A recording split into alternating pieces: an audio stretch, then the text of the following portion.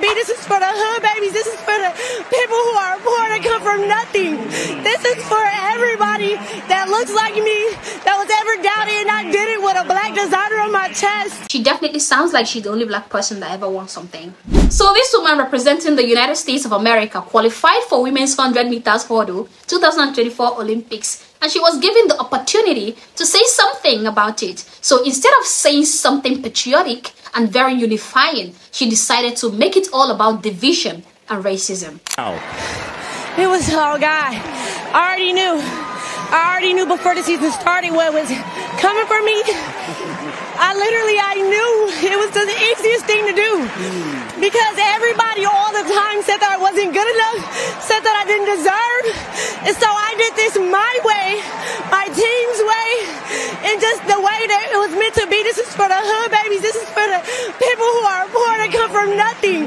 This is for everybody that looks like me, that was ever doubted, and I did it with a black designer on my chest.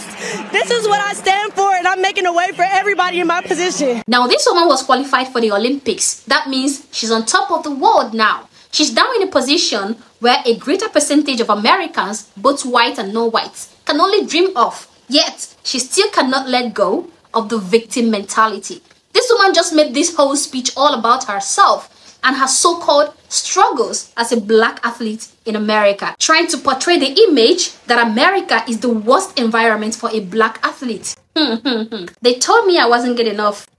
Who told you that? The United States government literally pours in millions into your training for the Olympics. Not to talk of the NCAA scholarships, the meets she was paid to attend. The US practically provided an enabling environment for her to get here, only for her to turn around and make it all about racism and oppression. Going on and on about how this was for everyone who looks like her. Like I said before, she's acting like this is the first time a black person ever qualified for anything in sports. I mean, if she looks around her, she will see that almost all the athletes there look like her. Even the athlete who came first place is even black. Every other athlete in the race was black except for one person who appears white, and she even came last. So black people have never been weighed down in sports in any way. The fact that so many Americans, both white and non-white, gathered in that event to cheer for the participants representing America should have at least made her give a more unifying speech instead of creating that division that she did there. Imagine attending the Olympics and cheering and rooting for the US team only for them to win and then give a speech like this. How would you feel if you're not black? Racism would never end because black America would never let it go. If you win, you cry racism.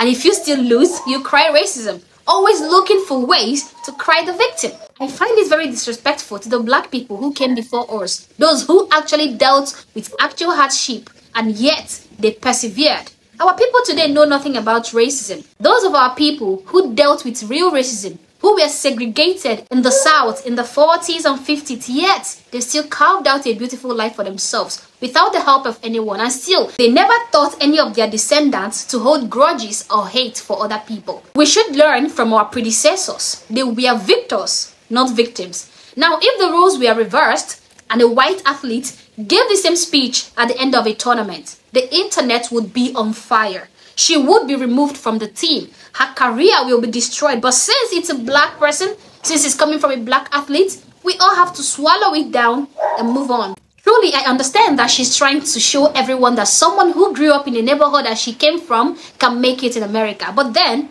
that's the whole point. That is the American dream. The fact that if someone is determined and works hard towards achieving greatness, then the sky is the limit for that person. That, in fact, solidifies the fact that you only remain a victim in America if you want to be a victim. Because the moment you put in the work, you will see the result. This is even more true for black athletes because America favors black people in sports. The environment welcomes them and nobody can dispute that. That is just plain truth. So she put in the work and she reaped the benefits of her hard work, and I congratulate her for that. That is a success because I understand that it took a lot of work But I'm only disappointed in her for choosing to use this opportunity to divide America instead of saying something more unifying of the massive American supporters who came out to support her. Okay guys, thank you for watching this video. If you enjoyed it and would like to see more videos from me, then do well to subscribe to this channel and turn on notifications. That way you get notified each time I make a new upload. Hope to catch you on my next video. For now, peace.